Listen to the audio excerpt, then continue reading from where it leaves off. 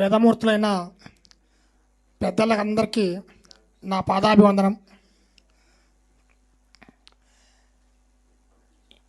మన ముఖ్యంగా మొట్టమొదట ఈ శంకర విజయం ప్రతిపాదన తీసుకొచ్చి ఈ కార్యక్రమం నిర్వహిస్తున్న వెంకటరమణ శర్మ గారికి అభినందనలు.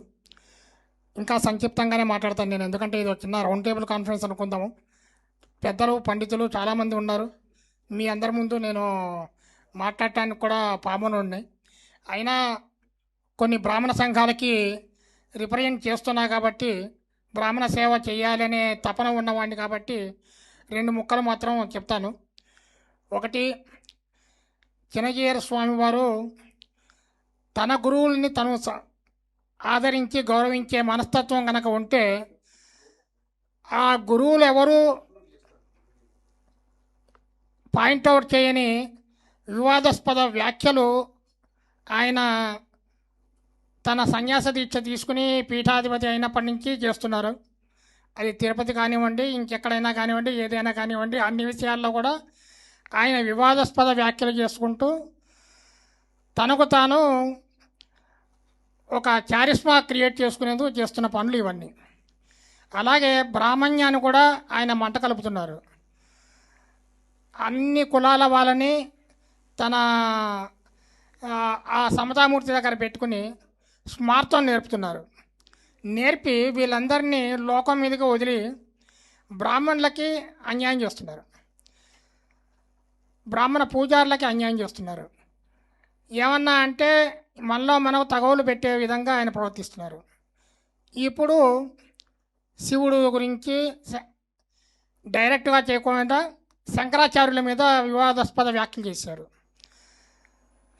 ఇవన్నీ ఆయన కావాలని ఒకదాని తర్వాత ఒకటి కావాలని ఒక భవిష్యత్ వ్యూహం ప్రకారం చేసుకుంటూ వస్తున్నారు.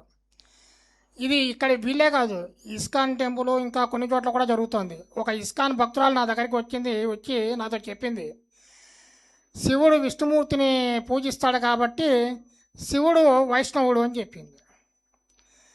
చెబితే నేను చెప్పాను, విష్ణుమూర్తి ఎవరిని పూజిస్తారమ్మా? శివుడిని పూజిస్తాడు కదా, శివలింగాన్ని ప్రతిష్ఠించాడు కదా ఎన్నో అవతారాల్లో, మరి ఆయన శైవుడైపోయాడా అన్న. అంటే ఇక ఆమె నోరు మూతపడింది అక్కడికి. అట్లాగే ఈయన స్టాచ్యూ ఆఫ్ ఈక్విటీ అని పెట్టాడు, సమతామూర్తి అని పెట్టారు, ఈ సమతా కుంభ అని పెట్టారు.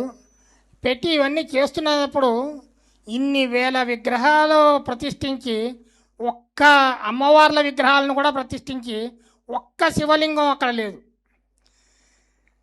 ఎంత బాధ వేస్తుందంటే, అంటే శివుడు దేవుడు కాదనమాట ఆయన దృష్టిలో.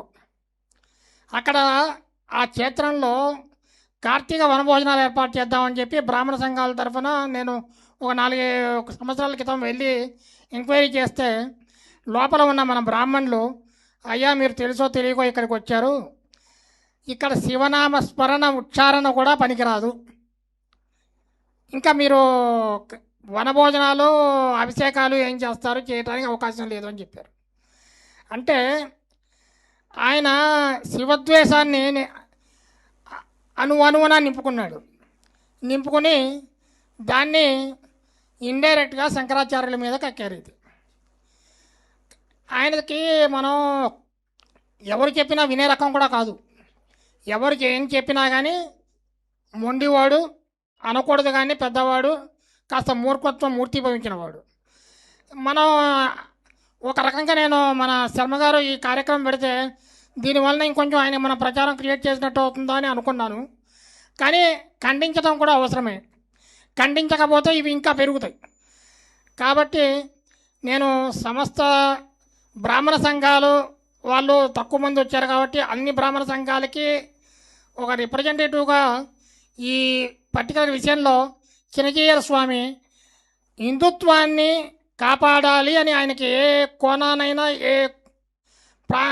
కొద్దిగా అయినా ఆయనకి సంకల్పం కనుక ఉంటే హిందుత్వంలో విభేదాలు సృష్టించి హిందువులు కొట్టుకునేట్టుగా హిందువుల దేవుళ్ళ పేరుతోటి హిందువులు విడిపోయే ఎప్పుడో అనాగరిక కాలంలో జరిగిన పద్ధతులు మళ్ళీ పునరావృతం చేయడానికి ప్రయత్నం చేయకుండా ఉండేట్టుగా ఆయన ప్రవర్తన వివాదాస్పద విషయాల జోలికి వెళ్లకుండా ఆయన ఇంతగా మన పుష్పగిరి పీఠాధిపతులు ప్రతినిధులు చెప్పినట్టుగా ఆయన సంస్థ, ఆయన పీఠం, ఆయన వరకు ఆ పరిమితం అయ్యి అక్కడ దాకానే ఉంటే మనకు కూడా సంతోషం. లేకపోతే ఇది పెరిగి పెరిగి ఆ పీఠం ఎదురుగుండా మనం అందరం కలిసి ఆయన్ని నిలదీయాల్సిన పరిస్థితి, కొట్టాడాల్సిన పరిస్థితి, విమర్శించాల్సిన పరిస్థితి వస్తుంది.